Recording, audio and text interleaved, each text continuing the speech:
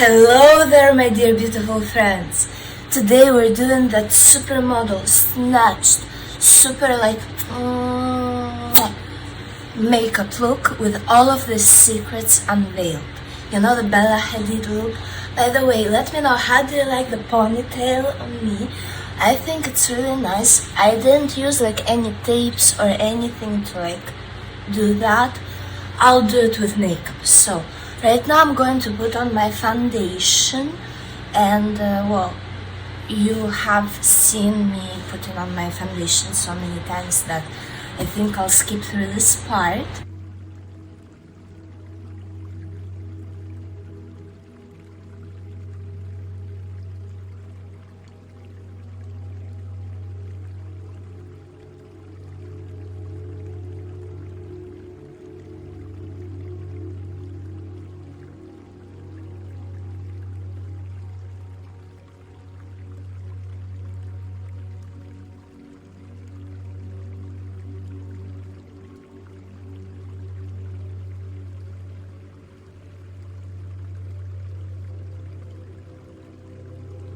Okay, so now that my foundation has all been applied, I'm going to take a very dark and cool toned concealer and snatch the cheekbones before I set my face in place with powder. So here it is, the Fenty Beauty concealer. And so we trace our cheekbones just like that, and already visually you can see it coming along just fine. And since this is a concealer, it's a very high coverage formula, so you can build as much depth as you want to. I recommend you use a different sponge for this, so you don't get yours all mixed up with different shades. And you just start blending. Then you use the clean side to take some off.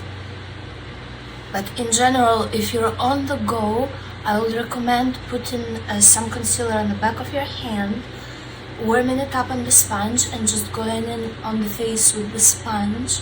It's much less messy, but this way you get more product on. So it's really up to you what you decide to do. Then when you need to clean up, you take your sponge and you clean this whole thing out.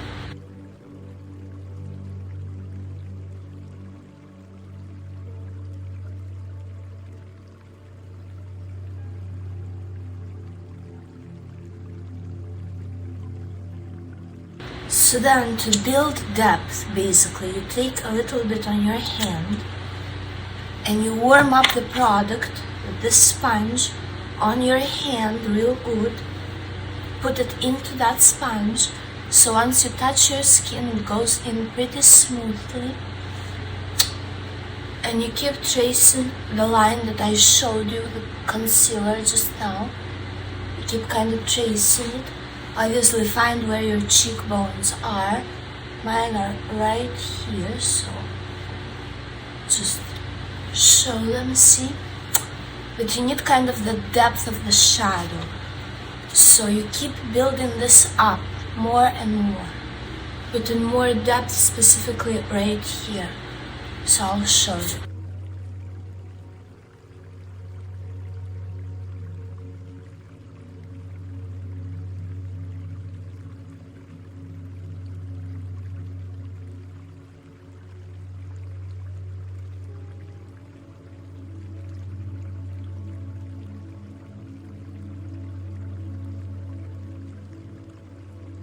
But do you notice how my face is beginning to look deformed? It's because it's like the nose contour thing, but on the cheeks. So unless you get it to be symmetrical, you're not going to look attractive, because it is scientifically proven that the more symmetrical our features are, the more attractive we are. So try to get this as symmetrical as you can, not asymmetrical, but as symmetrical as you can. You can even do your nose contour like that if you need to. I don't think I need to, so I just don't do it. The ponytail just adds to the vibe. Then you take the light stuff and you do this here, and blend it in kinda. Upward lines here, even here, but I mean it's all blended in nicely that you kinda boom, boom, boom, blend it into the skin. And then you kind of mush it on your hand so that it's really not sticky at all. You go in here.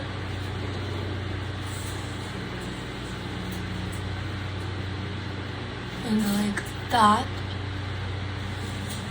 Build in that cheekbone. And then if you have these parts hanging off, like that happens with aging, just go over them with the darker thing. And it looks perfectly straight up. Then you also have to go kind of like in here.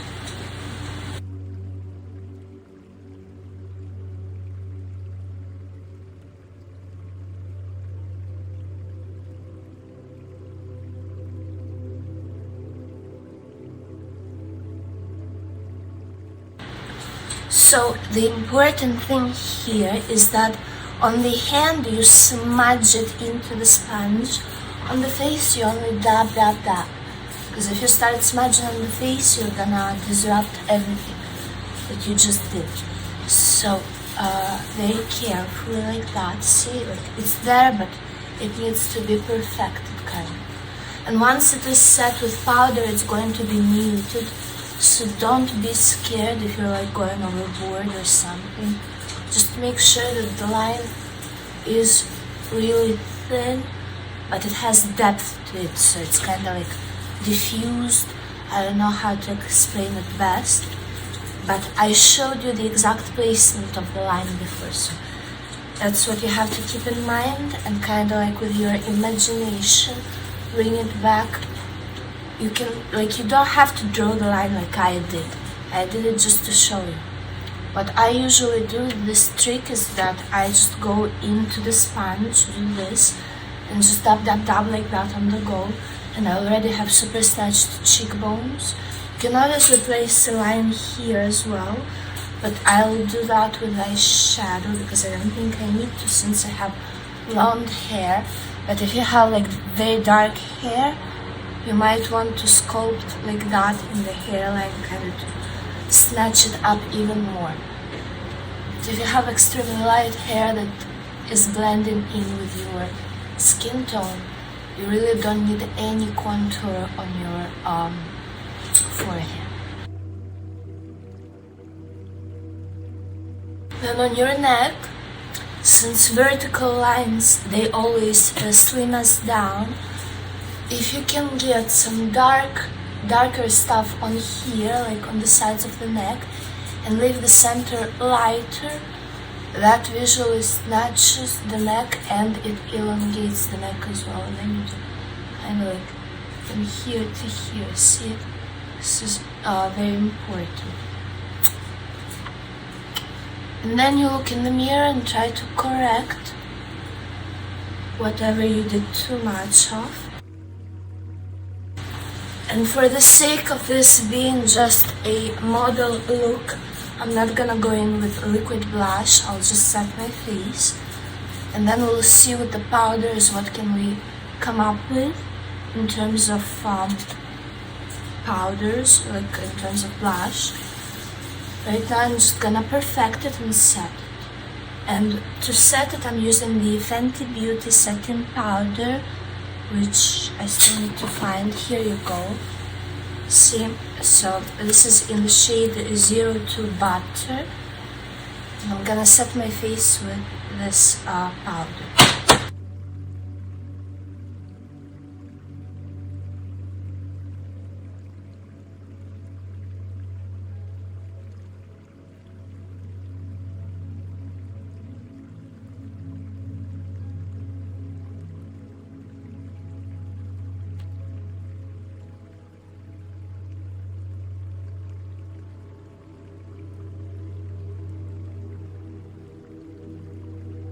Okay, and so as you noticed, two things.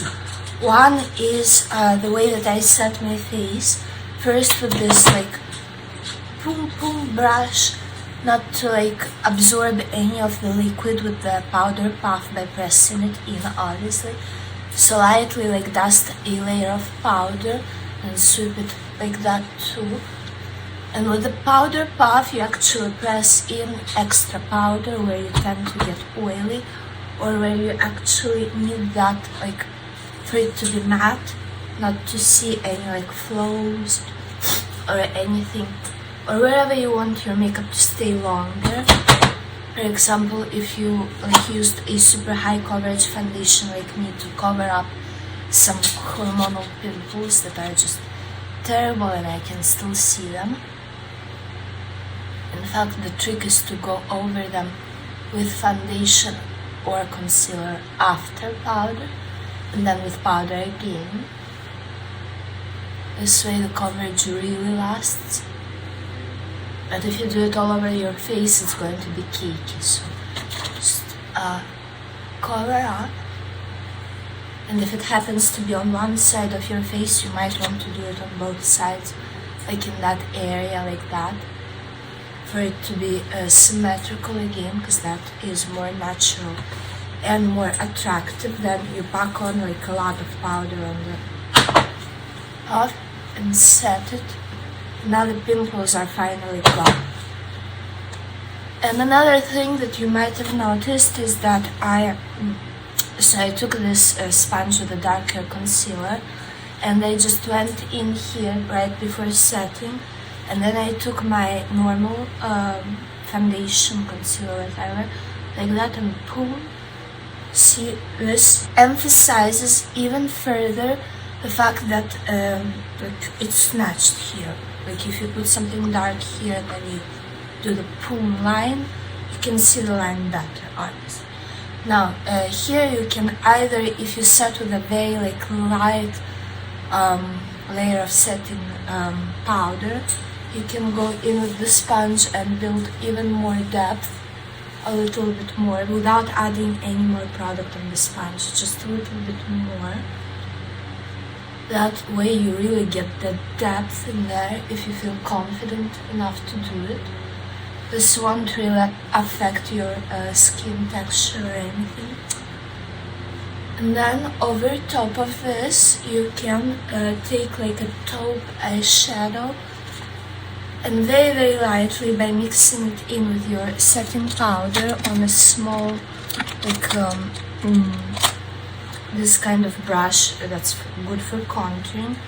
So you first want to make sure that the brush is clean, so you clean it up on a paper towel. Then you want to take an eyeshadow palette that has your contouring shade, or perhaps a contouring palette if you happen to have one. Right now I'm gonna use this, my go-to Morphe Ultra Lavender, because it has all of these purple undertone shades, which suits me perfectly. And this pinky purple mauve, this is even pinkier. Let's see, a little bit of like matte stuff that is closer to my skin tone. Let's see how it will blend on the hand. It seems to be pretty light. So then you go with powder, upwards motion, see, like that, hugging your cheekbone, and setting that concealer further in place. See, and you go all the way across this line, follow the line again. Right here, this is eyeshadow, so it's definitely okay to put it in the crease. You have half of your makeup done already on the eyes, like this. And bring it outwards, kind of, but always up, like the lines go like that, up, up, up. And here, same thing, you can perhaps pick up a little more of the same powders and go in here. And always like that, hugging this bone and a little bit downwards. Here.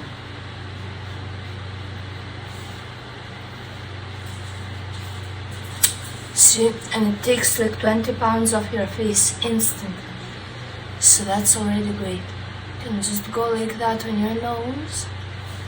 If you don't really do nose contouring, just like I'm doing right now, kind of in the center like that.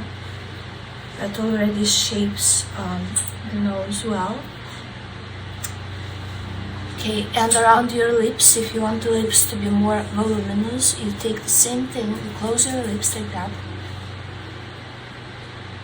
and you put something dark. See, it adds a dimension to the lips, and the lips that are cast in a shadow are obviously large, even if they're small. But they look large, it's an optical illusion. So just like that. Then I'm gonna take a clean Q-tip and clean up the foundation powder off of my actual lips.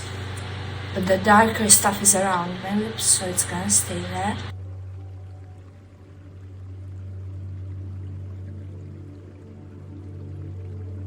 And I have a beauty mark here, so just to see where it is. Let me see if I have this.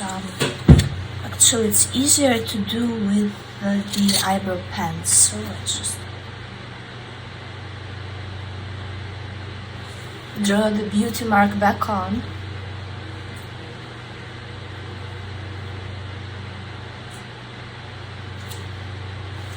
This one is in the shade Light Taupe. Now, if you still have pimples and texture all over your face, don't worry, because you see, like, I have one here, one here, one here. You can always keep adding foundation and eventually it's not gonna be visible. But I'm trying to keep it light. Now I'm gonna clean up my eyebrows because they're all yellow because of foundation in them.